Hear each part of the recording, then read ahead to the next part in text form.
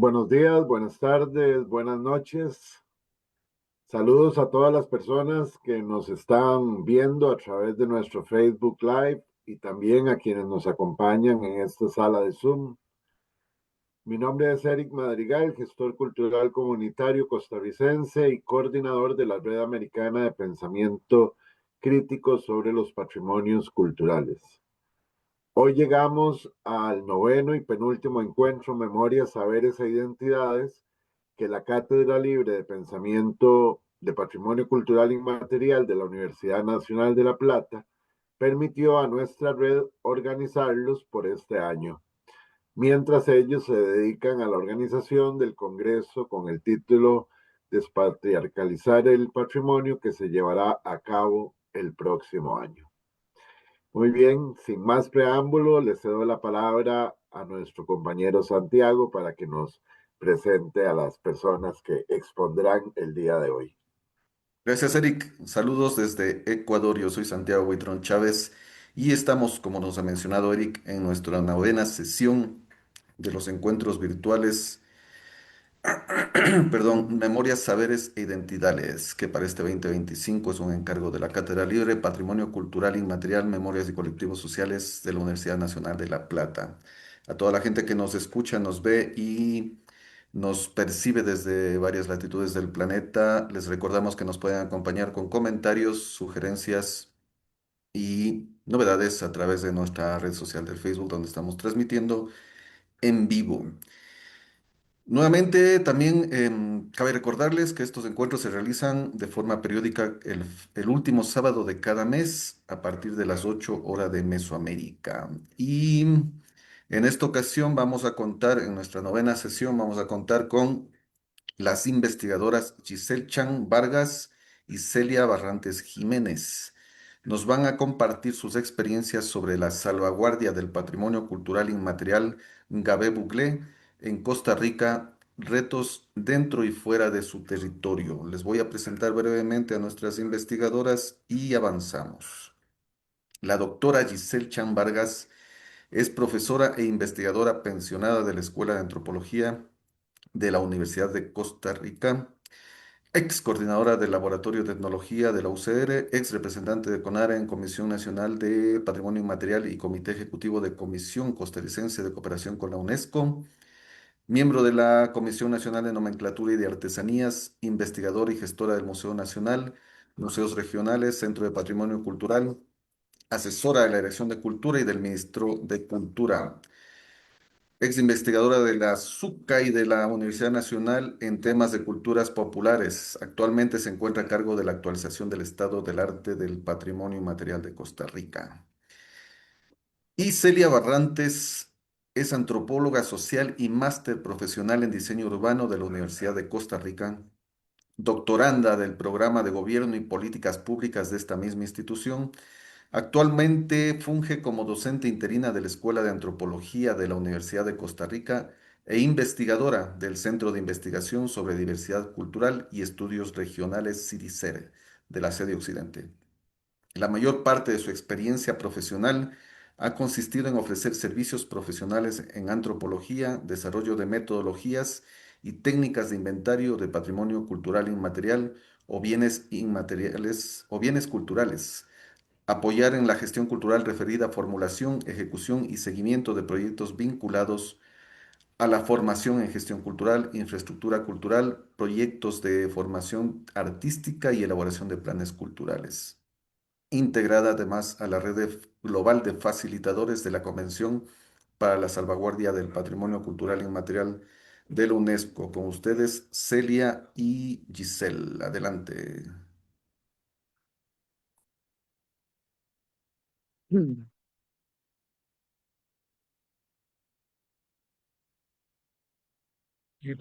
Empezamos. Adelante, Sí, Giselle. dale, Giselle. Ujú. Bueno, buenos días. Muchas gracias. Bueno, en primer lugar, buenos días a todos y a todas. Y muchas gracias a Erika y Santiago por esta invitación para compartir con ustedes un proyecto que trabajamos juntas, él y yo, con otro grupito de colaboradores durante la pandemia. Bueno, como les dijeron el título, ¿verdad? Es la salvaguardia del pueblo. ¿Cómo hago para ir moviendo, Santiago? Perdón, la lámina. Usted me No, va diciendo, Giselle, y yo la voy moviendo. ¿cómo te hago? No nos Ahí. pusimos de acuerdo. Ya, gracias.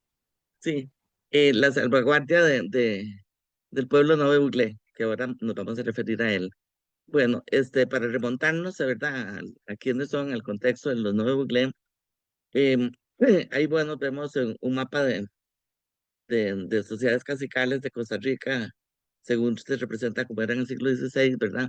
Mucho antes de 1502, con el encontronazo el actual territorio de Costa Rica está habitado por cerca de una veintena de pueblos con lenguas y culturas diferentes. La mayoría de estos pueblos indígenas en el siglo XVI, exactamente en 1502, que en el cuarto viaje del almirante de Costa Rica, empezó el contacto con la autoridad occidental, que completamente se estructuró su sistema en todos los ámbitos económico, social, político, cosmovisión y todo. Sí sabemos, ¿verdad?, por otras evidencias que había contactos entre los pueblos, sí, con Mesoamérica y con Suramérica y Caribe, por esa posición tan privilegiada que tiene Costa Rica. Bueno, privilegiada para bien y para mal a veces. A pesar de muchas vicisitudes que han pasado en esos 500 y pico años, la resistencia cultural ha permitido la continuidad parcial de expresiones de valor patrimonial que se han transmitido por tradición oral y son un referente identitario para los pueblos originarios de Costa Rica. Y digo una transmisión, una conservación parcial, porque de hecho no hubo fases en este proceso de transculturación, hubo fases, como diría Fernando Ortiz, el etnólogo cubano, ¿verdad? En diferentes grados, escalas, y entonces hubo deculturación, pero también un intercambio en que muchas cosas también eh, pasaron, así como pasó de los colonizadores acá por diferentes vías, de unas de imposición y otras de apropiación de los originarios. Entonces, la siguiente, por favor. Ya iniciada la conquista en el siglo XVI, y el periodo colonial, el 17-18 y la primera veintena del siglo XIX, sabemos como en América Latina, ¿verdad? Que la colonización española se hizo lo que se llama con la espada y la cruz, ¿verdad? Con la espada de los conquistadores españoles y con la cruz de los misioneros que venían acompañándolos. Que una misión evangelizadora, pero para los conquistadores sabemos que era una misión económica, ¿verdad? El interés. Entonces, ¿qué pasó? Que América pasó a ser un escenario de transformaciones, eh, bueno, como decía hace un rato, de culturación, extinción, sustitución de expresiones culturales, tanto materiales como inmateriales, en que predominaron prácticas discursivas de imposición cultural. En el siglo XIX nos avisaron que la independencia de España se había dado. Digo así porque es algo real. En la independencia se dio el 15 de septiembre de 1821, en que inicia la vida republicana, aunque realmente a Costa Rica, mientras las noticias llegó desde Guatemala, duraron un mes y pico, y fue en octubre cuando ya fue llegando aquí la noticia de la independencia. Entonces, digamos, estos hitos no es que nos ponen un punto, un cambio fuera y todo nuevo, no, sino que todas estas han formado una cadena, un hilo de vivencias construidas por hombres y mujeres, tanto los originarios nativos de aquí como originarios o de pueblos ancestrales de otros continentes, como decir la población afro, y foráneos de Europa y de otros continentes, como Asia. Y por lo tanto, lo que encontramos acá es un mosaico de blanquinegrindios o negrindios blancos, un componente que también tenemos en muchos países de nuestro continente. Siguiente, por favor. Bueno, tal vez esas ilustraciones vale la pena verlas, son patrimonio cultural documental de Costa Rica. Las hizo Figueroa entre 1850 y 1900.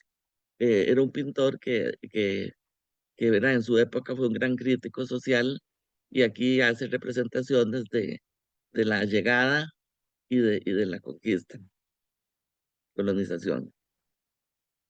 Bueno, ¿qué pasa ya con el siglo XXI, con todas las nuevas modalidades de comunicación intercultural? Sabemos que en Costa Rica nos conocen por el dicho pura vida, ¿y cómo está así pura vida? Y resulta que este pura vida no se aplica a toda la gente, porque ha habido una gran exclusión de grupos sociales por toda la práctica colonialista que se ha dado desde entonces. ¿Qué pasa entonces ante esa situación con los pueblos originarios? Con aquellas expresiones de su herencia, de su identidad étnico-cultural. Pues el asunto es que cada día su salvaguardia se dificulta más, porque por la globalización en su parte negativa, ¿verdad? Porque la positiva ha sido el acceso a la información, pero en la negativa lo que la humanización pretende es, perdón, la globalización pretende romper con la heterogeneidad y homogeneizar las culturas locales, ¿verdad? Y borrar la memoria colectiva. Entonces, ante esto, ¿qué pasa? Urge buscar alternativas que permitan que las nuevas generaciones conozcan las tradiciones y sobre todo se transmita el sentido del simbolismo y valores de los elementos naturales y culturales.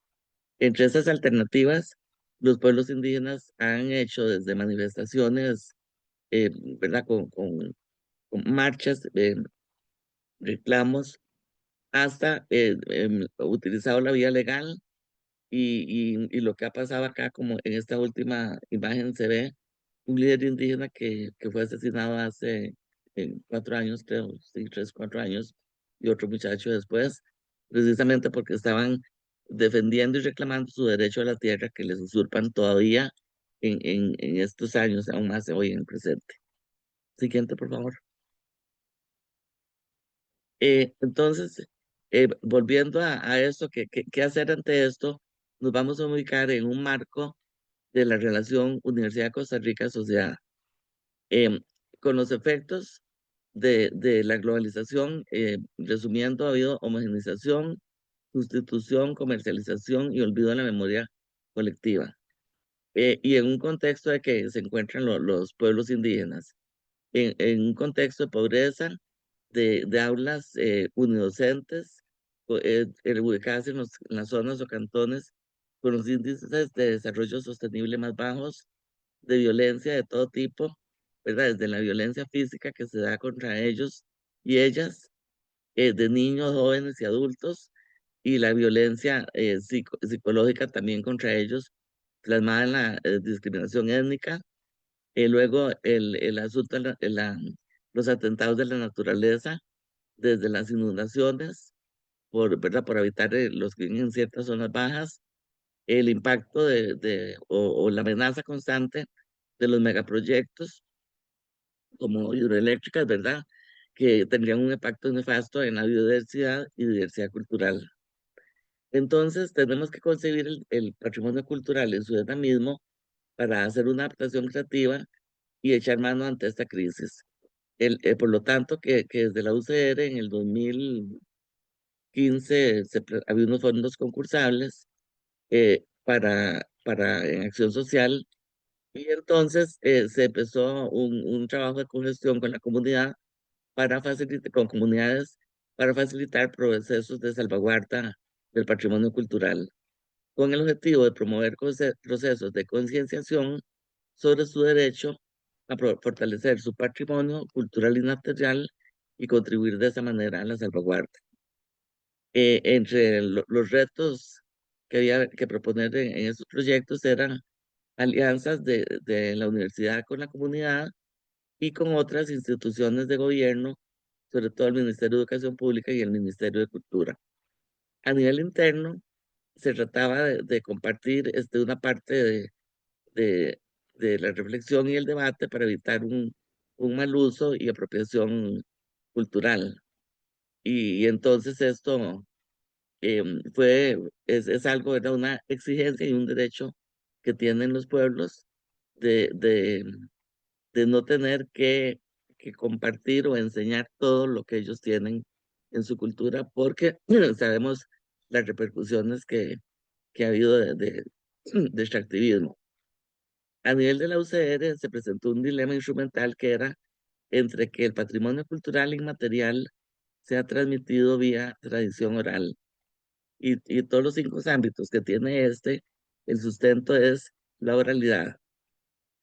Entonces, si lo que ha conservado hasta ahora y han sido testimonio de los pueblos ha sido por este paso generacional de padres, hijos, abuelos, etcétera, para atrás, nosotros íbamos a llegar con el uso de tecnologías ajenas ante la realidad ante la realidad, pero que las nuevas generaciones ya muy metidas en las redes sociales era la mejor manera para poder aprovechar, digamos, estos medios para fortalecer su patrimonio. Siguiente, por favor. Disculpen, pero es que estoy con una alergia que me cuesta respirar y hablar. Así que disculpen la falta de claridad, ¿verdad? Bueno, entre como antecedente, hoy nos vamos a referir a un proyecto, ¿verdad? Que como les dije, desarrollamos ahora en pandemia, pero es como una cadena de un antecedente que empezamos ¿verdad? Con inventarios de patrimonio cultural inmaterial como un medio para facilitar la salvaguardia de pueblos indígenas. Y lo realizamos con pueblos Brunca, con el pueblo Brunca, con el Ruerán Terbi y con el pueblo Navi Buglé. La ventaja de hacer inventario de patrimonio cultural es que, digamos, la ventaja o la oportunidad que tuvimos fue desde hace mucho tiempo, ¿verdad? En el 2002 y en el 2010, en Currey y Terra, 2 territorios indígenas de la zona sur del país, que tenían la amenaza del proyecto hidroeléctrico Ruca, que luego se le cambió de nombre Proyecto Hidroeléctrico de Iquis, solo porque cambiaron un poquito la movilización de donde sería la hidroeléctrica. Entonces, se hicieron estos inventarios como para poder precisamente tener un levantamiento y ver las repercusiones que tendría en su patrimonio la represa que por dicha no se ha hecho todavía. Em, ya en el 2017 y 19 en la Universidad de Costa Rica, en el Centro de Investigaciones Antropológicas, desarrollamos el proyecto que se tituló Patrimonio e Interculturalidad, Transmisión de la Memoria en Regiones Fronterizas. El fronterizo implica diferentes tipos de frontera, eh, tanto político-administrativa entre distritos, cantones, regiones, etcétera, como otro tipo de frontera, ya más de tipo cultural, que ocasiona en los territorios del sur. Se hizo en 3 comunidades, en la comunidad de Jimbaca, Cururé, en Terra y en Cotobruz, Contobrica y Altos de San Antonio, que están en diferentes pueblos. La metodología que se usó fue una metodología participativa. Se hicieron talleres bimestrales durante 2 o 3 años y los participantes sí tenían un requisito que era que debían ser gestores culturales locales y preferiblemente que hubieran ya una capacitación en gestión cultural indígena que impartió un antropólogo colega, Amílcar Castañeda, funcionario de la Universidad Estatal a Distancia, con los maestros de lengua y cultura, que son maestros nombrados por el MEP desde 1994 en los territorios indígenas y con las personas mayores y otros portadores reconocidos por la misma comunidad. La meta fue de obtener ahí logros en diferentes plazos. Algunos los tendremos que ver si sería hasta cuando la generación escolar esté ya en otra etapa, ¿verdad? Y el producto parcial fueron impresos, como algunas portadas de libros que se ven acá, y sabiendo que hubo un producto muy importante que es el que no se registra, que es todo el debate y la reflexión que han guardado para sí y que ha servido también como ayudar a otras acciones que ellos hacen. Gracias. Otra, por favor. Hoy nos enfocamos entonces ya en el pueblo Nuevo Buglé. El pueblo Nuevo Buglé es originario de la Baja Centroamérica, pertenece a la familia chipchense y es el más numeroso tanto en Panamá como en Costa Rica. Hablan 2 lenguas, el novere y el buglere. El buglere está con amenazas, ¿verdad?, de pérdida. En Los Berres es el más fuerte. En Panamá habitan en la comarca Nuevo Burlé y en Costa Rica en 5 territorios en la zona fronteriza con Panamá.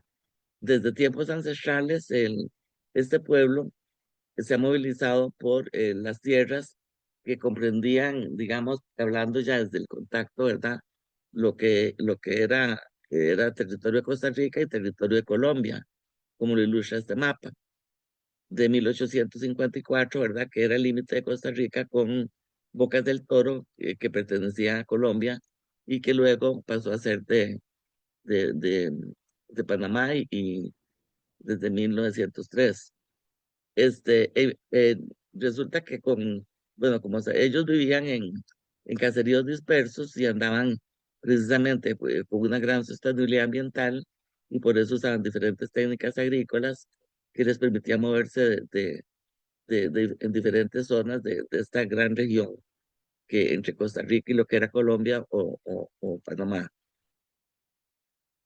Sin embargo, ya con la colonia y la independencia, empezaron a tener más dificultades, sobre todo ya en la vida republicana del siglo, sí, bueno, del 19 al 20, diferentes tratados limítrofes, que han habido muchos entre Panamá y Costa Rica, y que han afectado porque son un solo pueblo, ellos se reconocen como un solo pueblo, pero con una frontera político-administrativa en que, por ejemplo, en el caso de Costa Rica, no fue hasta el 1990-92 que hubo movilizaciones y se les reconoce su nacionalidad, porque es lo que se llama ya la gran lucha por la cedulación.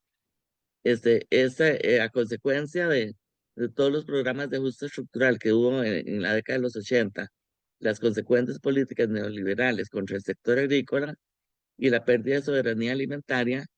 ¿Qué pasa? Que estas tierras ancestrales por donde ellos se han movido, e incluso ya las que pasaron a ser por decreto, por ley, reconocidas como reserva o territorio indígena, en el caso de Costa Rica, o comarca en Panamá, este, eh, han sido o invadidas o ya agotadas.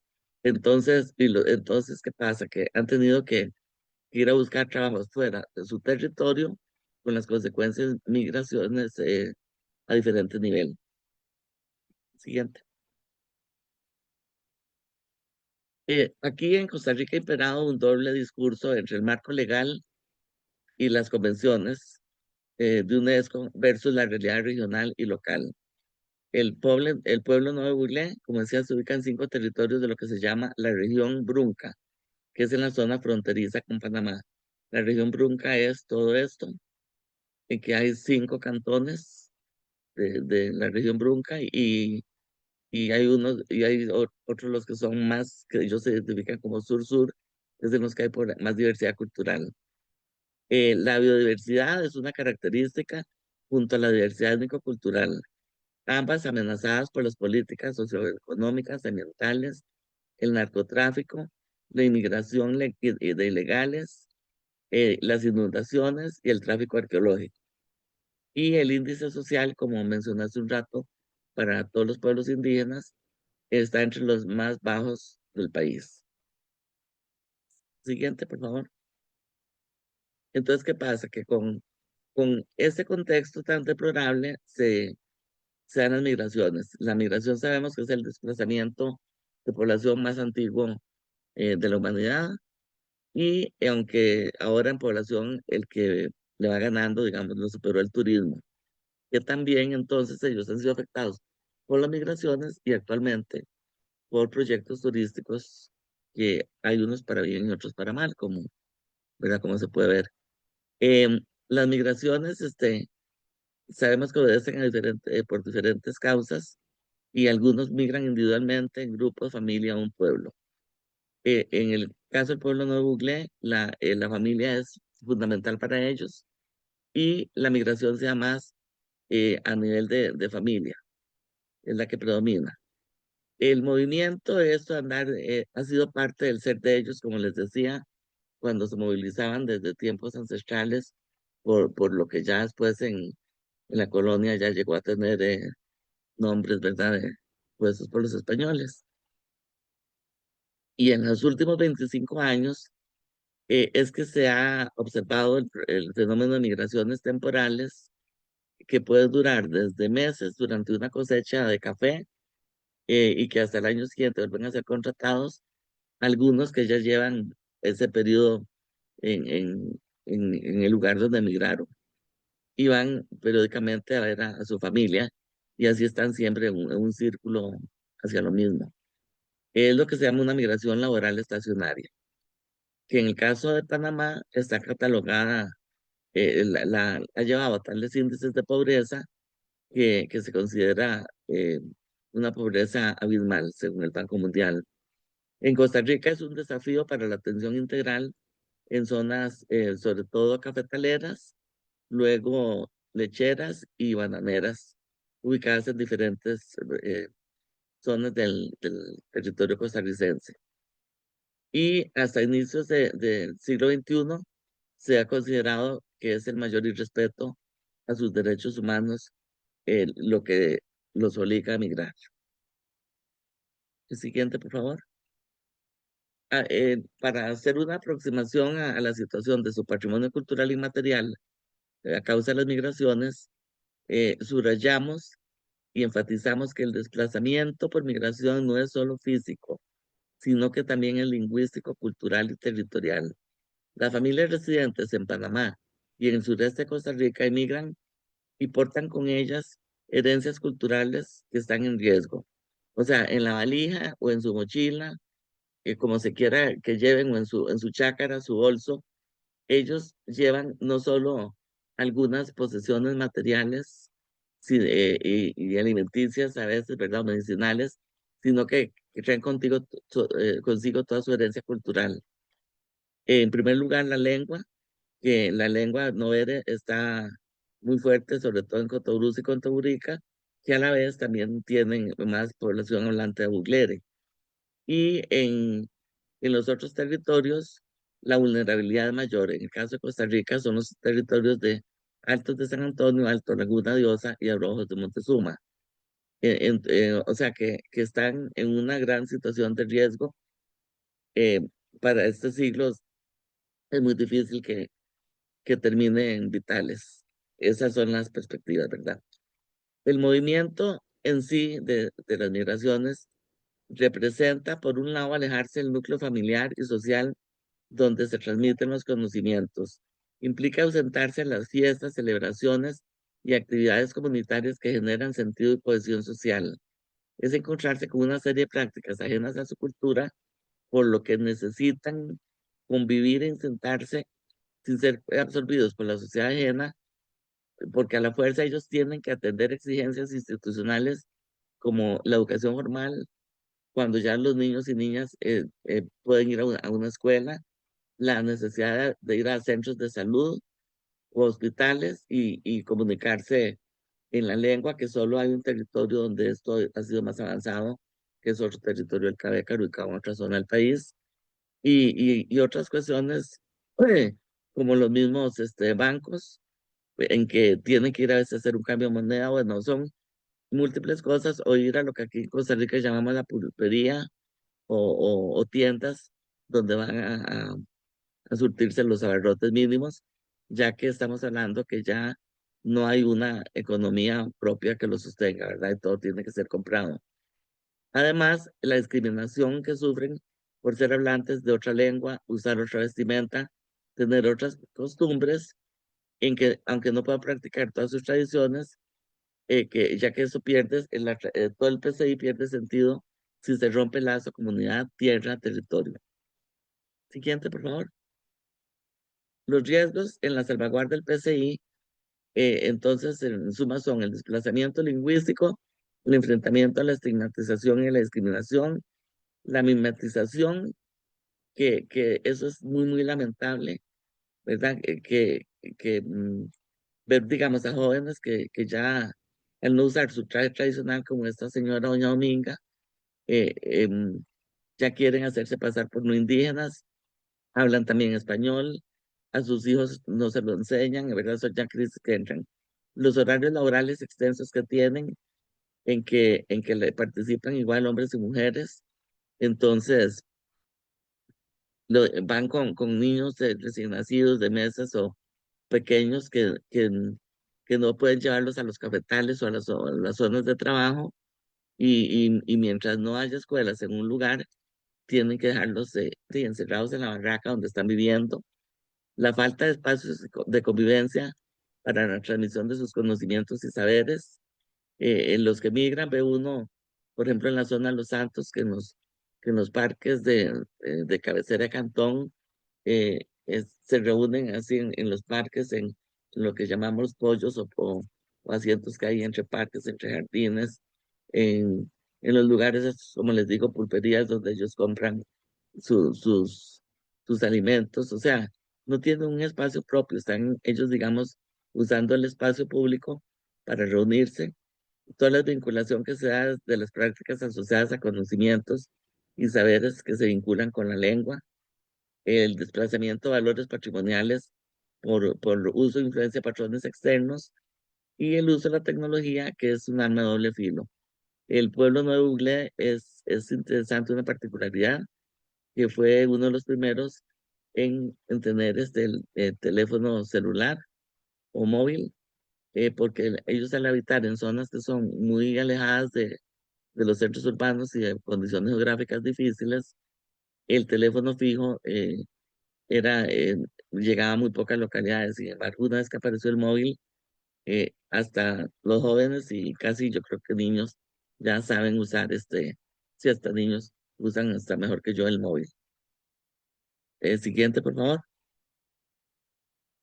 Bueno, aquí este es un mapa de las zonas de migración, que es mejor lejos ya Celia que se conecte con ustedes a partir de esto aquí de explicar los mapas donde van a ir, porque ahí es donde va a empezar a hablar ya de la aplicación del proyecto. Muchas gracias.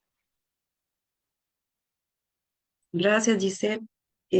Bueno, como ella estaba comentando, la situación del pueblo Nuevo Buglé es de una suerte de migración circular, por decirlo de algún modo, o cíclica, que ha respondido usualmente a las fechas en que se cosecha el café, pero ya vemos que se están empezando a quedar más tiempo, o sea, tiempos más prolongados o inclusive asentándose en algunas zonas, como en las zonas bananeras, o también en las zonas del Valle Central, ¿verdad? Con todos los desafíos que eso representa. Ve que no- Entonces, este es el movimiento que vemos y aquí también se puede observar en este mapa cómo justamente hay lugares en donde ya tenemos una permanencia del pueblo Nove Buglé, en algunos casos porque ya quedaron los territorios formalizados a través de la ley de reservas, o bien porque están pasando de un lugar a otro.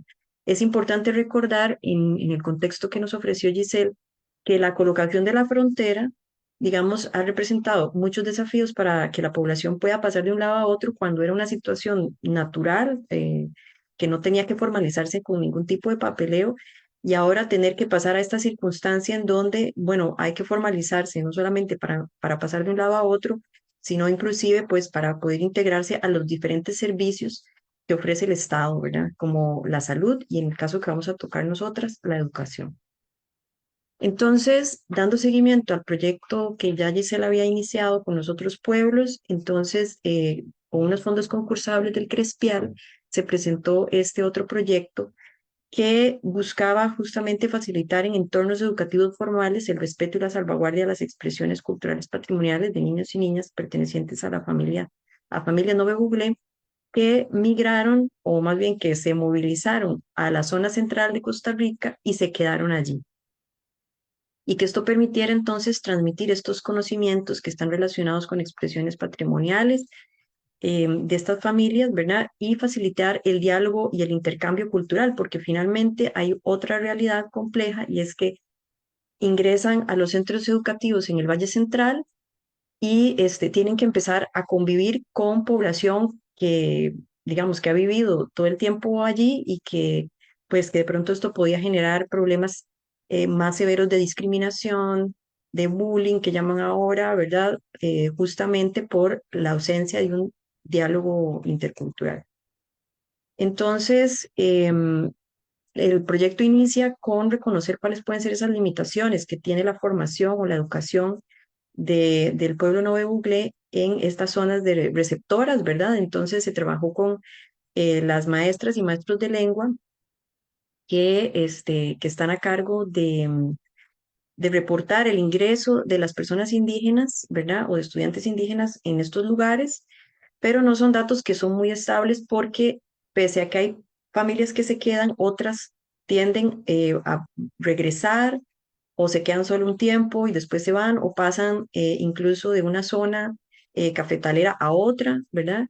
Entonces hay poca trazabilidad de estas personas estudiantes por parte del Ministerio de Educación y de qué pasa con ellas, pero bueno, esto creo que no lo tenemos acá anotado, pero efectivamente, como la ley permite que se pueda tener maestros y maestras de lengua y cultura indígena en las zonas que ya se reconocen como territorio indígena, entonces ha habido una lucha por parte de las familias Nove Buglé que se asentaron en el Valle Central para que este derecho se les reconociera también en las escuelas, a donde se estaban asentando, en este caso, Tarrazú y Rancho Redondo. Y eso se hace a través de uno, lo que se llama un salacuartazo aquí, ¿verdad? Que es presentar un recurso a la Sala Constitucional.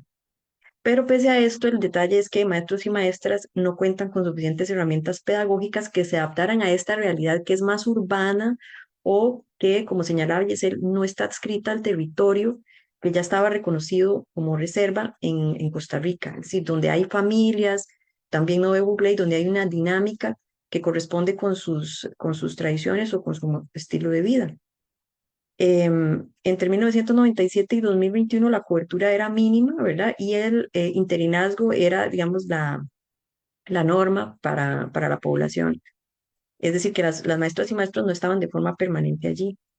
Y esto realmente genera un problema o una limitación para transmitir los conocimientos, ¿verdad? Porque el MEP todavía para ese momento no tenía ninguna guía para poder trabajar los temas de las guías Novere en los centros educativos sobre la base de la realidad, o sea, ya los tenía o los estaba haciendo para la realidad del territorio indígena, pero no de las zonas migrantes. Entonces, como lo señala Giselle, ya de por sí en circunstancias dentro de su territorio hay problemas para que la lengua se pueda transmitir por las diferentes presiones que ella señaló y va a ser todavía más complejo en el caso de digamos, de estos nuevos sitios donde se asientan, ¿verdad? Donde además tienen todas las presiones del mundo laboral y de ser atendidos en la red de servicios públicos. Entonces, pese a que constitucionalmente se resguarda las lenguas indígenas, siempre va a permanecer o a prevalecer la enseñanza del español ya de por sí en territorios indígenas, entonces con mayor razón en los territorios no indígenas. En 1993, el Ministerio de Educación va a crear el subsistema de educación indígena para implementar la enseñanza de lengua y cultura, que son muy poquitas horas, pero bueno, las hay. Y la idea de esto era contratar maestros y maestras indígenas para que, precisamente para que se pudieran transmitir ciertos conocimientos que solamente pueden hacerse desde pues, del conocimiento propio, ¿verdad? Y la idea de estos recursos de amparo que les hablé es que se pudiese extender ese derecho a los estudiantes indígenas que viven fuera de estos territorios. Aquí vemos un ejemplo de cómo eran estos programas de estudio en el 2017, ¿verdad? Que se crearon y ustedes pueden ver por las imágenes justamente que hay una correlación con ese territorio con el que se convive. Entonces, este en realidad fue como uno de los hallazgos más importantes y era cómo poder crear herramientas pedagógicas que no pueden hacer una correlación con ese territorio, ¿verdad? Porque están en ciudades, están en zonas cafetaleras, en donde no están en permanente contacto con esos elementos que le dan sentido a la lengua, que le dan sentido a muchas tradiciones que tienen. Entonces, bueno, los resultados que algunos se lograron y otros son esperados, como señalaba Giselle, hubo un gran desafío y es que justo cuando empezó la ejecución del proyecto se vino la pandemia, tuvimos que encerrarnos, pero había que de todas maneras buscar una vía para poder realizar el proyecto. Pero bueno, la idea fue crear estos materiales pedagógicos para transmitir conocimiento e implementar estos espacios permanentes de transmisión dentro de las escuelas y aumentar el interés de las personas estudiantes en salvaguardar sus expresiones, es decir, que el estar en un contexto ajeno a su territorio no potenciara todavía más los riesgos de la transmisión y que además pudiesen ser espacios de respeto con esas tradiciones no verbales, que realmente estos espacios receptores pudiesen ser lugares para un diálogo intercultural, ¿verdad? Y motivar a que estos estudiantes puedan expresarse sin limitaciones sobre su cultura, pero sobre todo para no generar todavía más problemas en términos de autoestima o digamos, o de amor propio, no solo de su cultura, sino de cada persona, ¿verdad? Bueno, aquí podemos ver a don Javier Montezuma, que es el maestro que apoyó en la elaboración de todos de estos materiales, ¿verdad? Sabemos que la lengua es dinámica, que además aquí, bueno, el reto también para Giselle fue colocar todo esto por escrito cuando son lenguas que, como ella menciona, se transmiten de forma oral, ¿verdad? Entonces, de algún modo también hay como un cierto riesgo de homogeneizar una lengua que tiene mucho dinamismo, ¿verdad? Pero bueno, la idea era contar con este material que estuviera más cercano a la realidad de tanto de las personas que estudian fuera de los territorios como del pueblo Nove Bugle. Y este fue tal vez uno de los retos, de pronto Giselle lo puede hablar después con más claridad, pero cuando les comentaba de este desafío de poder plantear cómo tener vital una lengua que no está conectada con su contexto, este ejercicio que tuvieron que hacer don Javier y Giselle para poder crear, digamos, colocar los nombres de los colores, ¿verdad? Porque los colores, la nomenclatura de los colores está asociada justamente con el contexto, ¿verdad? Acá el color está relacionado con una planta, con un animal, ¿verdad? Que está dentro de un contexto. Entonces, ¿cómo hablar del verde cuando lo que usted tiene alrededor es una mata de café y lo que ha tenido antes era una planta de otro género, ¿verdad? O animales que no están dentro del contexto cotidiano en una zona urbana como Goicoechea, que fue una de las que trabajamos, sino que, bueno, que ahí no vamos a poder ver un cuijen o algún otro animal, cómo hablar de eso y cómo hacer referencia a eso. Lo mismo pasa con los números. Los números están asociados también a plantas o animales que están disponibles en un contexto, en un territorio particular. Y en este caso, ¿cómo hacer para que esa numeración se pueda aplicar a contextos urbanos o contextos en donde no están esas plantas o esos ríos, ¿verdad? O esas montañas iguales a las que se ven en los territorios indígenas? El otro ejercicio que hicimos fue la de recuperación. A ver, y esto es una recuperación de los relatos, que también creo que es como un pequeño acto también de recuperar material que con una costumbre que se tenía antes, que era tener este material guardado en algunas gavetas, ¿verdad? O en algunos espacios académicos. Entonces se hizo una revisión de todos los relatos que podían estar disponibles y muchos de ellos, inclusive, me parece que Giselle también lo puede comentar, este, no era que no se conocían en los territorios, sino que no sabían que se habían recopilado y regresaron y tal vez habían detalles de cómo ese relato se narraba hacía muchos años y cómo se narra contemporáneamente, ¿verdad? Entonces, todos estos relatos se recogieron, se seleccionaron algunos que pudieran estar un poco, eh, digamos que pudieran ser más viables para el uso de personas, de niños y niñas en primaria, se colocaron en su lengua original y luego al español. Y estos relatos se llevaron a los territorios y fueron ilustrados por personas dentro de los territorios, ¿verdad? Para luego regresarlos, digamos, a los espacios receptores de la población no bugle. Y otros materiales que se crearon fueron estas fichas, ¿verdad? Que también hacen el refuerzo en la lengua, ¿verdad? Con imágenes.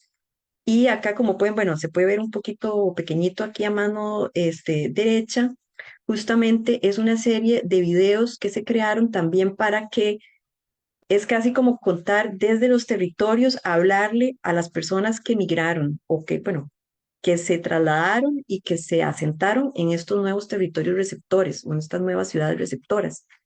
Entonces también mostrar esos territorios, mostrar esos ríos, mostrar esas montañas y que pudiera existir también esta correlación entre lo que se estaba plasmando ahí en los manuales de lengua y en las narraciones orales que se recopilaron y el sitio o el territorio, ¿verdad?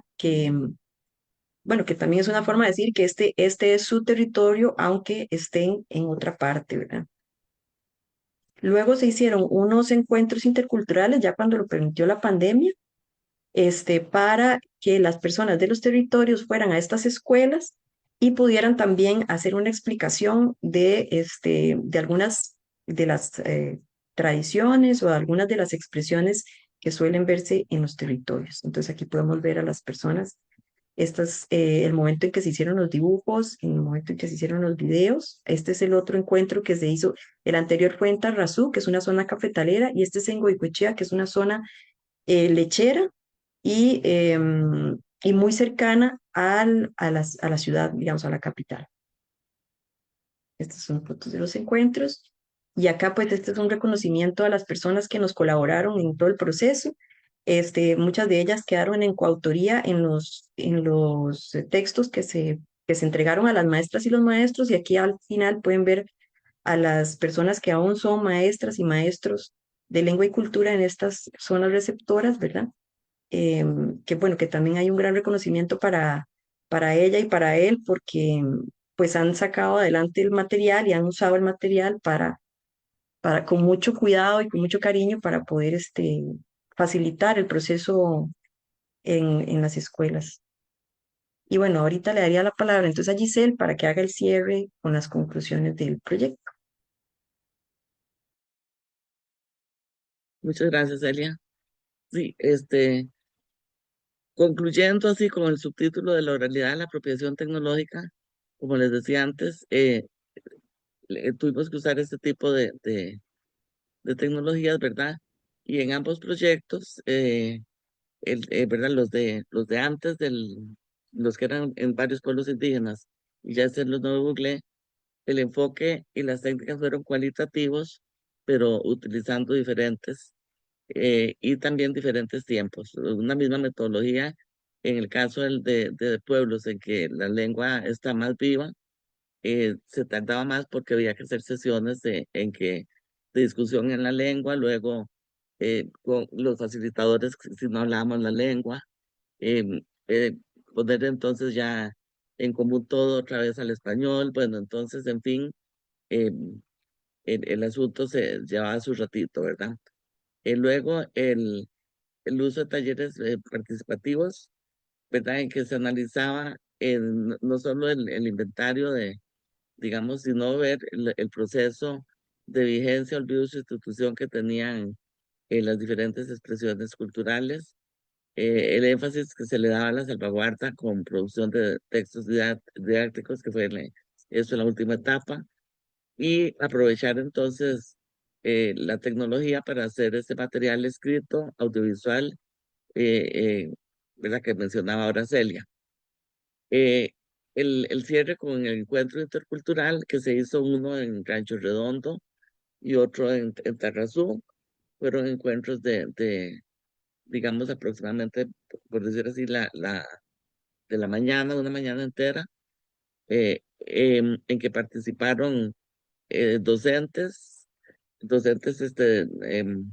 de otras materias que daban en esos centros educativos, escolares indígenas y escolares mestizos que estaban ahí, las familias de los escolares indígenas que compartieron con el grupo de portadores de territorios del sur, que reconocidos en el ámbito de expertos, digamos, del PCI. Esto fue una experiencia bellísima, la del encuentro intercultural, que inicialmente estaba planteada como haber hecho un festival intercultural de un fin de semana en cada lugar. Debido a la pandemia no pudimos y todo de un planteamiento largo terminó siendo algo de ni de un día entero, ¿verdad? Por dicha que sí logramos ¿verdad? Contactar a este grupo de personas reconocidas en la comunidad para elaborar el material allá en la zona sur. Ahí fue donde, digamos, fue el proceso de elaboración y aquí en San José ya fue, digamos, la sistematización y otras cosas, ¿verdad? La edición. Pero también que este grupo de personas pudieran venir a compartir con ellos. Se vinieron 3 días, ¿verdad? Aquí a San José para desplazarnos a un día a un lugar y otro día a otro. Y para la gente fue muy lindo porque algunas de estas personas son ya personas muy conocidas y como ellos tienen grandes lazos familiares y bueno, al final resulta que hay un lazos de parentesco y todo. Fue algo muy emotivo también ver esto. Y el interés de niños y niñas en aprender y en ver, bueno, ¿verdad? Sobre la factibilidad que de esto, bueno, se hizo, como decía Celia, se hizo una entrega a Epifanía y a su hermano, perdón que diga así, su hermano y a César, el hermano, son hermanos que ellos hace 25 años, cuando eran muy niñitos, sus padres migraron y se quedaron acá, pero lo interesante es cómo ellos lograron mantenerse vinculados siempre al sistema educativo y ahora ellos son reproductores de una lengua, una cultura que ellos dejaron hace 20 años, digamos, y que ahora han tenido el espacio en diferentes contextos, ¿verdad? El caso de César en un municipio donde ha habido un gran apoyo de parte del alcalde, del sistema de salud y de los finqueros, digamos, en que trabajan. En cambio, vio el caso de Epifanía, que le toca andar por 7, 8 escuelas en una semana, en condiciones geográficas y ambientales muy difíciles, de montaña, de cafetales, sin tener un medio de locomoción propio en que moverse, con toda una cuestión que, como dijo Celia, fue a la fuerza por haber puesto un recurso de amparo ante constitucional, ¿verdad? Es el acuartazo.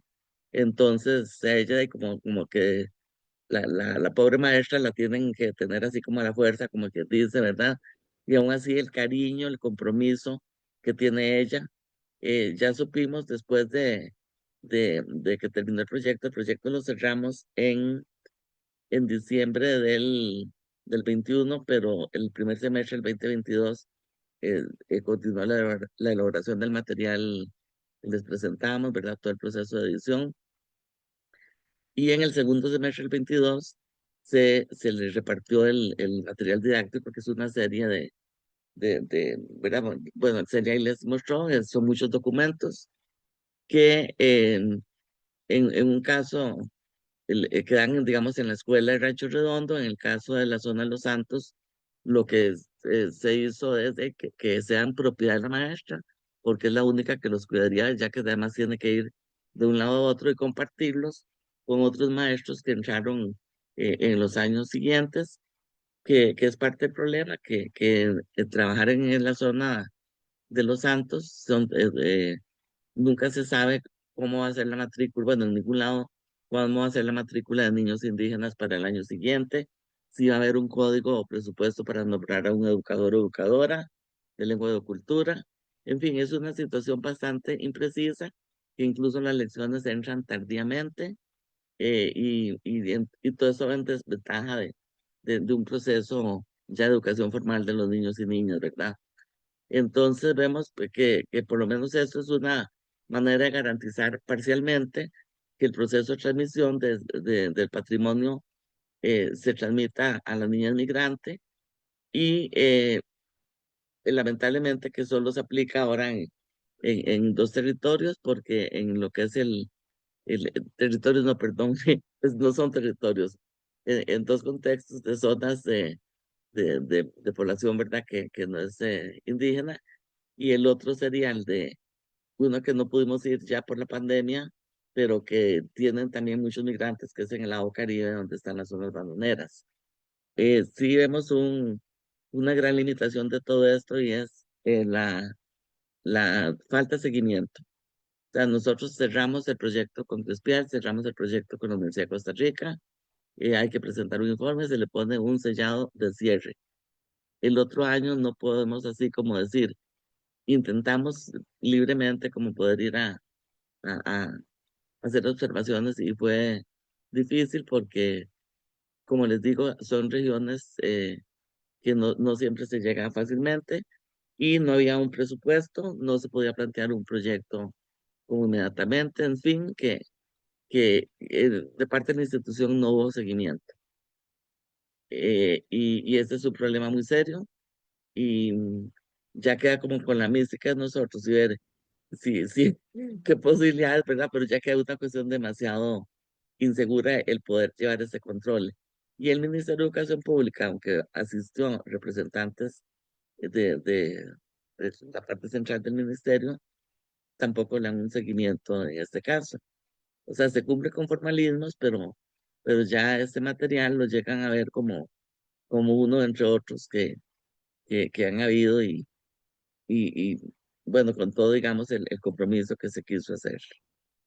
Muchas gracias por su atención y a la orden ahí para que si tienen alguna pregunta para Celia y para mí.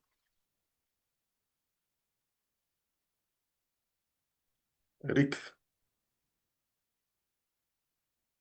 Bueno, muchas gracias. Eh, en el Facebook tenemos saludos.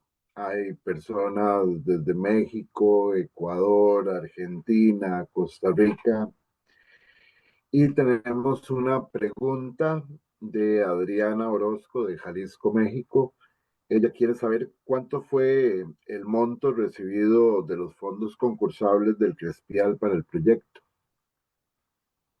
Sí, el monto fueron $12,000,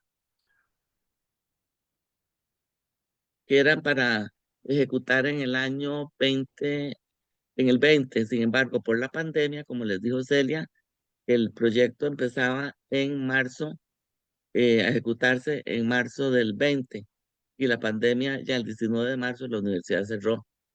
Entonces, prácticamente el año 20 se nos fue en trámites administrativos de cambiar el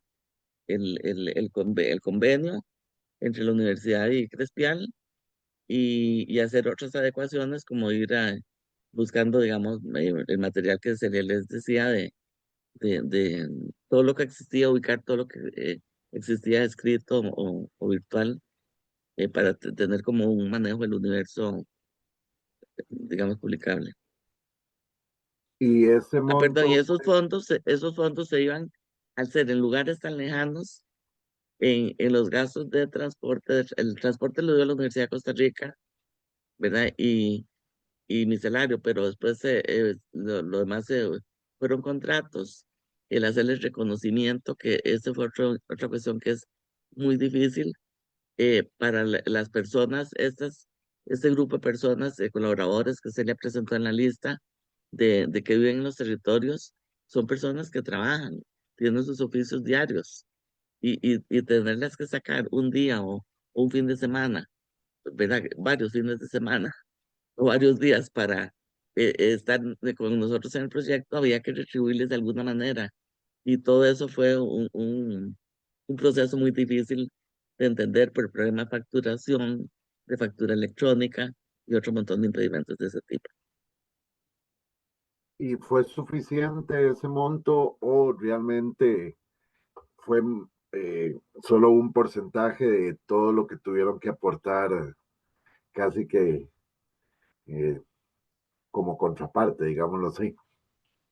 Como contraparte, quedamos, o sea, siempre que se trabaja en esto, hay que cuidar que la contraparte sea, digamos, parecida, porque, ¿verdad? Con la contraparte iban los salarios institucionales, incluyendo el chofer o conductor, el vehículo, gasolina, los viáticos de alojamiento y todo eso de parte del equipo y de un asistente que dio la vicerrectoría, que ayudó con el productor audiovisual en la elaboración del diseño gráfico, em, bueno, los gastos de alimentación allá en la gente en los talleres, encargar la alimentación alguna era tratándose a gente del mismo lugar para que ellos también tuvieran una ganancia al elaborar la comida. Con el problema de facturas no se podía a veces y había que entonces llevar la comida ya desde algún lugar fuera del territorio.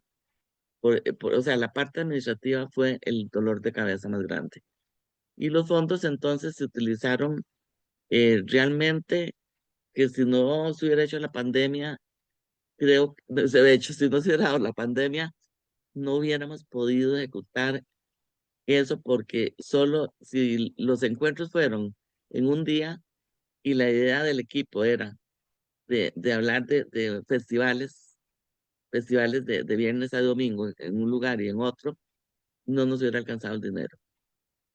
Costa Rica, como saben, es un país, es el costo de vida más caro en Centroamérica, o en la región mesoamericana incluso, ¿verdad?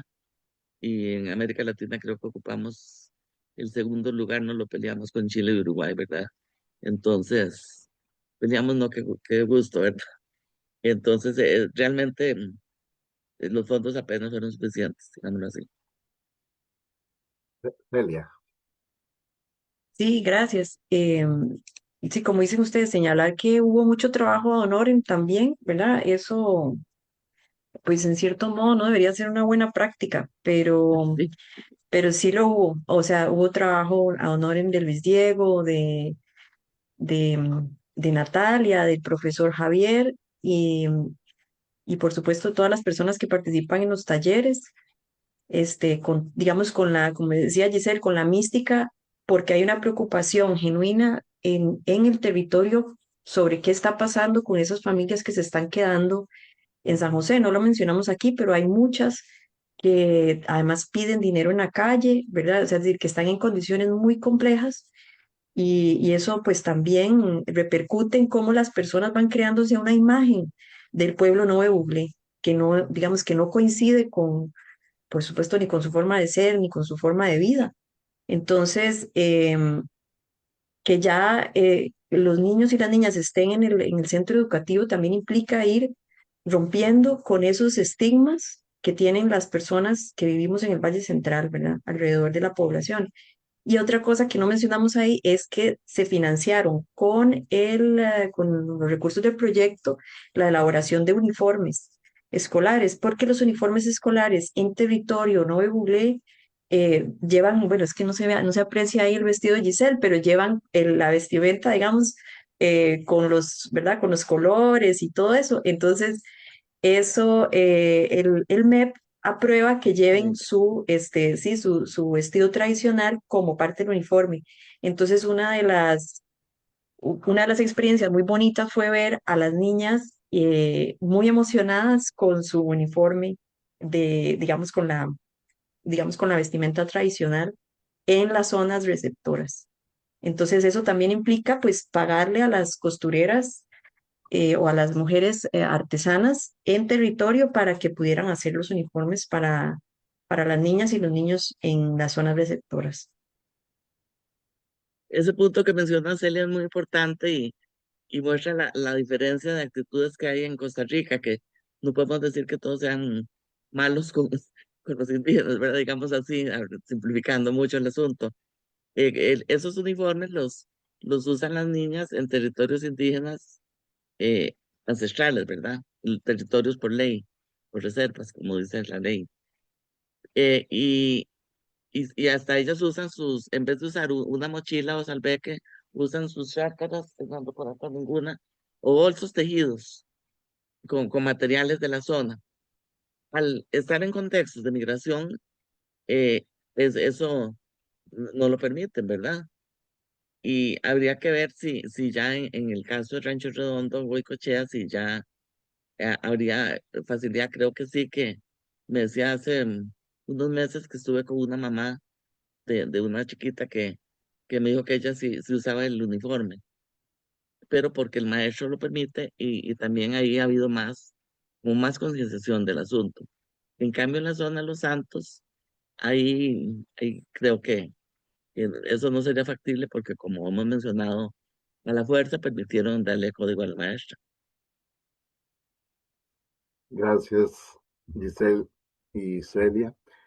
Hay una observación acá de Claudia que lastimosamente se tuvo que retirar, pero indica que en la exposición se muestran muchos desafíos a superar por las comunidades. Basado en esta observación de Claudia sobre su exposición, me gustaría saber si después del proyecto han quedado capacidades instaladas de modo tal que, si bien es cierto, ustedes desarrollaron este proyecto y ayudaron a la comunidad y a las personas que migraron a otros territorios, si la comunidad ya migrante en territorio tiene esas capacidades y ha seguido adelante con los procesos de vinculación indígena interna, digámoslo así, sin depender de universidades y ayudas estatales. Bueno, en el lado de la zona de Los Santos, no podríamos decir porque, como hemos mencionado, cada año o cada semestre incluso es incierto la matrícula de niños y niñas migrantes. Entonces el proyecto cerró en el 21, en el 22 no se sabía cuántos iban a haber, en el segundo semestre el 22, y ya 23, 24, 25, eh, a veces tienen muchos y a veces menos, porque lo que se dio también como parte ¿verdad? Del sistema de explotación que usan en algunas fincas es que no contratan a los nueve bucle que ya tienen cédula, ¿verdad? Gracias a esa lucha, y prefieren contratar nicaragüenses que los despiden a los 2 o 3 meses de trabajar, y entonces eso implica que los migrantes no tienen trabajo en las fincas y tienen que ir a buscar otros lugares del país, como les enseñó Celia en el mapa, ¿verdad? Eso en Los Santos. Y en la zona Rancho Redondo, que queda relativamente muy cerca de acá de la universidad y de donde, digamos, de donde yo vivo, que es una zona a 2000 y pico metros sobre el nivel del mar, zona lechera quesera. Ahí, eh, ahí, ahí sí el asunto ha sido un poco diferente, como les digo, porque ha habido más condiciones de las instituciones y de la misma, el sistema, ¿verdad? De educación, que el sistema no, de la regional de educación, es que es ver toda la estructura educativa, que es otro enredo, que lo ha facilitado. Y hay un detalle, y es que ahí vive una lideresa indígena que es una muchacha Nove Bugle de Punta Burica, que vive ella en territorio costarricense panameño. Si ve uno el mapa, vive en el puro fondo del final de la Punta Burica, en una zona de difícil acceso. Para ir ahí hay que entrar a Panamá para entrar a ese territorio, ¿verdad? Es más fácil, o entrar por mar, que es más difícil. Y ella es una muchacha que está estudiando en la Universidad de Costa Rica, entró a estudiar cuestiones de agronomía, ¿verdad? Para seguir la vinculación con cosas de la tierra, pero ahora está muy metida en el liderazgo del Frente Nacional de Pueblos Indígenas y con estudios de derechos humanos, y ha estado más bien recibiendo capacitaciones de Naciones Unidas. Entonces estamos hablando ya de una persona que es una excepción de la niñez, y ella entonces está jugando un papel importante ahí, porque su niña tiene todo un apoyo muy grande, que te puede ir, como les decía, con un uniforme, y ella misma en la zona es muy reconocida. Pero es un caso excepcional, no podemos analizarlo.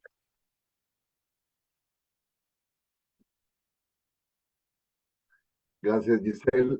Bien, nada más decir que hay saludos desde Montreal, Canadá. Nos están escuchando desde allá. Eh, Algunas personas que están acá en la sala han escrito, pero quisiéramos que abrieran sus cámaras y micrófonos y hagan sus observaciones y consultas directamente. Bueno, voy a intervenir realmente. Nuevamente acá, la verdad, muy feliz, pero han sido meses muy arduos, pero acá estamos.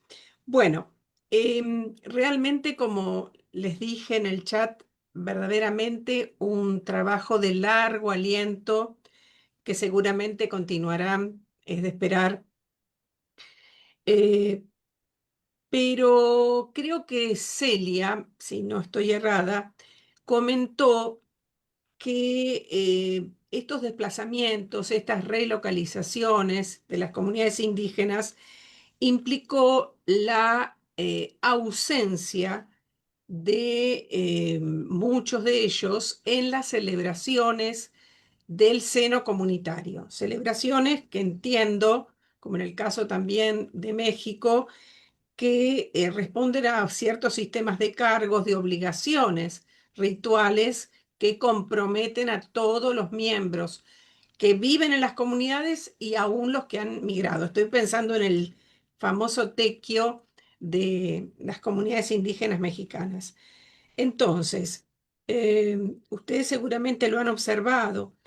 ¿Cómo o qué herramientas mm, prácticas desde la antropología se pueden instrumentar para que estas redes de reciprocidad que se van perdiendo, digamos, estas estructuras de alianza que existían en el seno comunitario, aún persistan en aquellos que han tenido que relocalizarse? No sé si quedó claro mi inquietud, ¿no? Porque indudablemente sabemos que las redes de reciprocidad son importantísimas en todas las comunidades indígenas. Entonces, seguramente se han desarticulado al migrar. ¿Y cómo se hace para que ellos sigan siendo, de algún modo, protagonistas de estas alianzas gestadas en sus comunidades?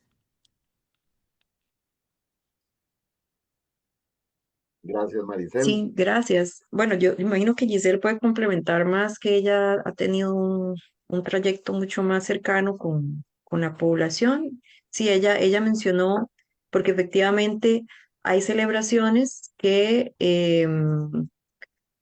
bueno, que incluso se realizan para hacer intercambios entre poblaciones, como dicen, que están, digamos que de hecho son transfronterizos, ¿verdad? Muchas de las familias están de un lado de la frontera y cuando se realizan ciertas celebraciones, deben pasar al otro lado y así. De lo que escuchamos en esa ocasión, había quienes cuando se presentaban algunas de estas celebraciones, sobre todo en tiempo de vacaciones, vuelven a sus territorios. Y bueno, parte del propósito de los encuentros interculturales, que la idea pues era que se lo apropiaran las escuelas, pero eso fue más complejo, partía justamente de ese principio, como de reproducir algunas de estas expresiones dentro del centro educativo, como el baile, la danza, ahí la pusimos en una fotografía, y que se pudiera hacer ahí para, y bueno, y también el conocimiento sobre algunos alimentos y algunas elaboraciones de artesanías, ¿verdad? Como parte de ese vínculo con el territorio y con las comunidades y con esos significados.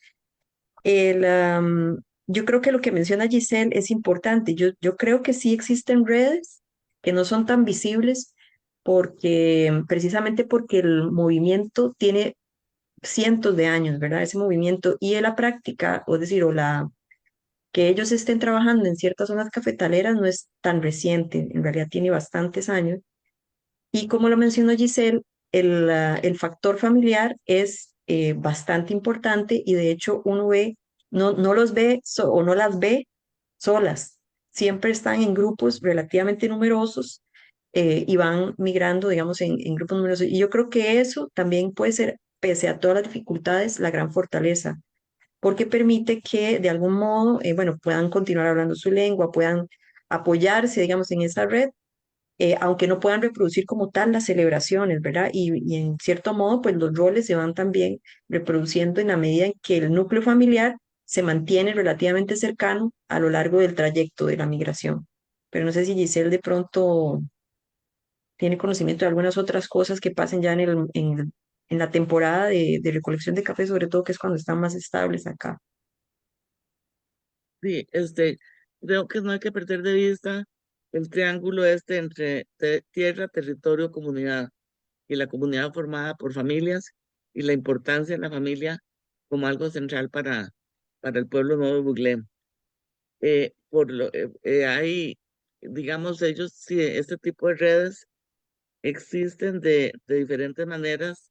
Eso que les decía, que en las pulperías, que en el parque.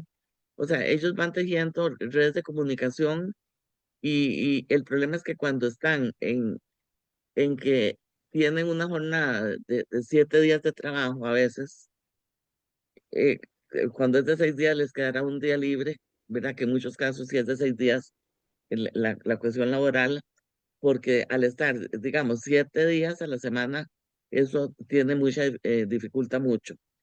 Eso sea más que todo en la zona de Los Santos. Aquí en la zona del Rancho Redondo es diferente, porque va uno por el pueblo y si ve que en cualquier día de la semana puede salir alguien de las fincas y la gente de la localidad sabe que viven tales y tales y como que es una cuestión más cotidiana. En cambio, en la zona de Los Santos están es un fin de semana que ve uno que llegan, tal vez un sábado o un domingo, que, que, que salen a hacer sus compras o algo, pero ellos, eh, creo que un punto fundamental son las celebraciones como punto de cohesión y el asunto aquí hay que reconocer, digamos, el papel de mantener redes por WhatsApp con video, ¿verdad? Que no necesariamente los usan para escribir, pero todos manejan los videos de una forma increíble. Yo aquí recibo videos de ahora el desfile de la independencia, que van ellos con sus uniformes, no de Google. Ah, bueno, Celia es una que me mandó también unos que recibió ella, ¿verdad? Que tienen otra fiesta de la celebración del CRON, digamos, que es muy importante, diferentes cosas, y todo por redes. Ellos los ve uno que se enteran de eso y hasta graban eso. Entonces, es una manera que como de la lejanía, sí he visto, sí he observado que es la manera que usan ellos en que se mantienen como al tanto. Y que allá en los territorios indígenas del sur viven organizando festivales, fiestas, encuentros. Hay un territorio en que toda una familia tiene un grupo musical y ese grupo la Universidad de Costa Rica lo trajo el año pasado a un festival que hubo. Y estos músicos, bueno, creo que está aquí Miguel, a Miguel le fascinaría estar en ese grupo y uno de ellos es el dirigente del grupo musical, ahora se metió en política y está candidato ahora a las elecciones que tenemos para algo, ¿verdad? Entonces vemos que ellos tienen un gran movimiento y les digo, hay que reconocer entonces ahí las ventajas de la globalización, porque los ve unos así con su teléfono y que están al tanto. Y eso que uno recibe aquí de las fiestas y de todo, dicen, puede venir y es imposible porque es que cuesta mucho, como decir, uno voy a disponer de eso.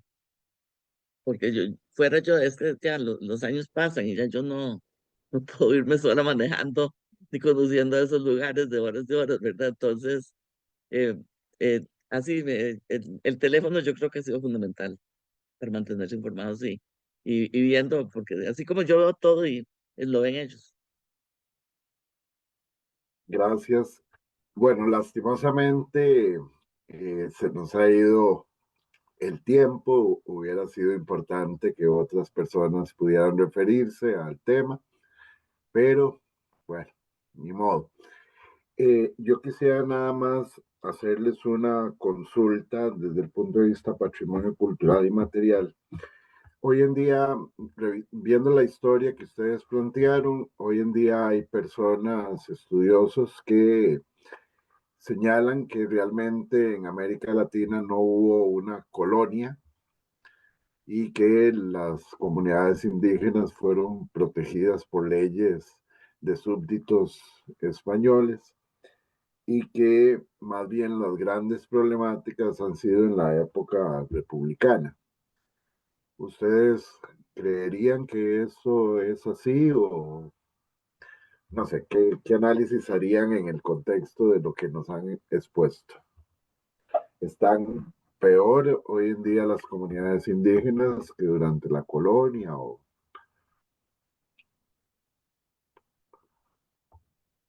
Bueno, en la colonia creo que aquí con un neocolonialismo estamos mal, pero creo que el colonialismo, el primero, también fue tremendo. Ahora el neocolonialismo con la globalización es pavoroso porque llega en los últimos rincones. pero algunas armas son de doble filo, ¿verdad? En la tecnología, por ejemplo, que veíamos hace un rato de redes. Pero lo que pasó en la colonia no es que en la colonia hubo, bueno, y en países de ustedes en que población minera la explotación es pavorosamente más dura que aquí, digamos, que solo zona, digamos, agropecuaria y pesquera, ¿verdad? Porque la minería aquí fue muy mínima en Costa Rica, pero la explotación que hubo, la deculturación que hubo, la, la, mm, todo el asunto, digamos, a nivel de pandemias, a nivel del sistema de anomia que se dio, el desgane vital que hizo que la población muriera por desgane vital, precisamente. Las luchas con enfrentamientos, como mostraba una de las láminas que en algo de lo que presentó Celia de Figueroa, en que hay enfrentamientos indígenas, en que de hecho hubo enfrentamientos en que se sabe, los datos lo dicen, que mataron a sacerdotes, eso que veía como diabólicos a los indígenas, pero hay que entender esos enfrentamientos, el contexto. No, yo creo que la herencia que tenemos está más bien matizada por todo lo que pasó, es horrible y ahora, digamos, ahora hay más armas. En medio de que ha habido tanta pérdida, hay mucha resistencia y ahora hay más armas para enfrentar. Bueno, digamos, no sé, hay más armas, pero donde pienso en Costa Rica, que estamos a punto de perder la democracia, si seguimos como estamos, no me imagino si que puede pasar. Bueno, es mi opinión, disculpe. Celia. No me puse muy en serio, a ver, digo, muy fundamentada, a ver. Sí, pues sí, yo creo que también es desconocer que el periodo republicano no fue una ruptura con nada de lo anterior. El periodo republicano simplemente le dio continuidad es decir, fue fortalecer unas élites que ya estaban instauradas en cada uno de los países, y colocó fronteras y cada quien pues tuvo una suerte de soberanía, pero el racismo estructural, la situación de desplazamiento, vean ustedes el mapa que presentamos al inicio de cómo estaban distribuidos los cacicazgos y vean hoy día cómo están en esta misma estructura colonialista un sistema de reservas, es decir, en Costa Rica no se reconocen los territorios indígenas como territorios propios, son una especie de, digamos, son tutores de un territorio del Estado. Entonces, eso ya es una inconsistencia que simplemente nos muestra cómo esta lógica se ha reproducido desde tiempos de la colonia y el siglo XIX o la República no vino a cambiar sustancialmente eso, vino a cambiar quienes se hicieron cargo de eso. Entonces yo creería que, o no sé qué es lo que se está tratando de esconder bajo ese argumento, ¿verdad? Pero evidentemente, o sea, la República mantuvo reprodujo siempre lo mismo que ya venía de la colonia. Tanto así que las élites que encontramos hoy día las podemos, digamos, trazar hasta tiempos de la colonia. Bueno, muchísimas gracias a ambas. Realmente una exposición de hoy inmensamente interesante e importante. Nos muestra una óptica de manejo del patrimonio cultural inmaterial que está muy bien enmarcada en los objetivos de nuestra red de pensamiento crítico. Entonces, pues felicidades a ambas. Y bueno, agradecer a todas las personas que nos han seguido por Facebook y quienes han estado acá en la sala. Y les cedo la palabra al compañero Santiago para que haga el cierre y nos avise qué tendremos para noviembre. Gracias, Eric. Reitero nuestra gratitud a quienes nos acompañan y nos acompañaron en esta novena sesión. Gracias a Celia y a Giselle que nos han compartido sus experiencias, su investigación. A Miguel, a Maricel, a Claudia, a Cecilia, a Marcos, a Emiliano, a Camilo y a Mayra que estuvieron en la sala acompañándonos en esta nueva emisión de los encuentros virtuales. Ha sido interesante, igual de pronto como comentario, eh, se refleja una identidad y una historia de los pueblos como tal como estamos nosotros trabajando. De pronto hay procesos de colonialismo, neocolonialismo, pero también hay procesos de resiliencia muy importantes que desencadenan en procesos de salvaguardia, ¿no? Entonces, me llamaba la atención esto de la apropiación tecnológica también, porque esa transición de la oralidad a la apropiación tecnológica juega un papel fundamental. Las formas tradicionales de la transmisión del conocimiento, que han sido el corazón de las culturas durante siglos, ahora se encuentran con posibilidades de la tecnología. Y digo esto porque ya estamos trabajando como red en función de inteligencia artificial y en función de gestiones del conocimiento y gestiones de saberes a través de varios documentos que pronto estaremos publicando también. Y eso es un ejercicio colectivo que estamos trabajando entre nosotros. Y así nosotros creamos nuevos espacios para la preservación y la difusión del saber. La digitalización y el uso de tecnologías nos permite que estas voces o nuestras voces también lleguen más allá de las fronteras, permanezcan de manera relativamente ubicua y también ofrece herramientas para revitalizar, fortalecer nuestras tradiciones, también adaptarles a los tiempos actuales sin perder esencia o regenerando esencias. Y vendríamos a ser como un puente como mediadores, como gestores, mediadores y también relativamente portadores por las experiencias que vamos adquiriendo y vamos transmitiendo, siendo un puente entre lo ancestral y lo moderno. De ahí que estamos abriendo, hablo como equipo, un abanico de posibilidades para el futuro de la memoria colectiva y pensando en una comunidad planetaria.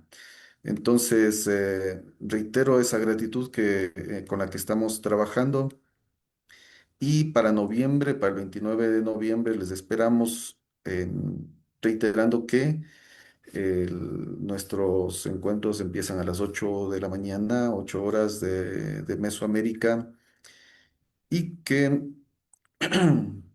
en- es un encargo de la Cátedra Libre de Patrimonio Cultural y Material, Memorias y Colectivos Sociales de la Universidad Nacional de La Plata y estamos patrocinados por la Asociación Cultural del Swing y el Bolero Costarricenses. Agradecemos su participación, su presencia a todos los que nos siguen, que nos han acompañado en las redes sociales y nos estaremos viendo en noviembre. Hasta la próxima. Podemos abrir nuestros micrófonos y decir chao. Adiós. Chao, Chao, luego. gracias. Nada. Hasta Hasta luego. Hasta luego. luego, Gracias. gracias. Chao. Gusto verte, Chau, chau, chau, Cecilia. chau. Una cosita. Ahora que hablamos de eso, la educación es un arma para todo. El mes pasado, una profesora de artes plásticas presentó una exposición de trabajos de estudiantes sobre pueblos originarios. Les comparto las láminas que hicieron ellos de la exposición. Todo es precisamente desde una visión de colonialista, ¿verdad? Ver situaciones de los pueblos de acá. Se las comparto, Eric. Sí, dale. Y es una exhibición la hicieron aquí en la biblioteca Carlos Monge, en la Universidad de Costa Rica, pero iba a ver si también la llevaba a Intercedes en Alajuela y a otros lugares, porque son unas láminas grandes para la exposición, ¿verdad? Pero hicieron un catálogo en que es interesante ver el asunto de las, este, de las láminas, ¿verdad? Entonces, se los voy a pasar ahora. Muchas gracias. De hoy aquí Cecilita, ¿cuándo me manda la tendremos, deuda? ah, A Cecilia, que cuándo me manda la deuda. Hola, ¿cómo estás, Giselle? Hola. El domingo, el domingo seguro mando. Estuve trabajando en eso. Ok, no, no, tranquila. Porque con que me llegue el martes o miércoles de ahí, pero para que lo hagas. Bien, bien. les recuerdo que hay reunión del núcleo de la red el 8 de noviembre.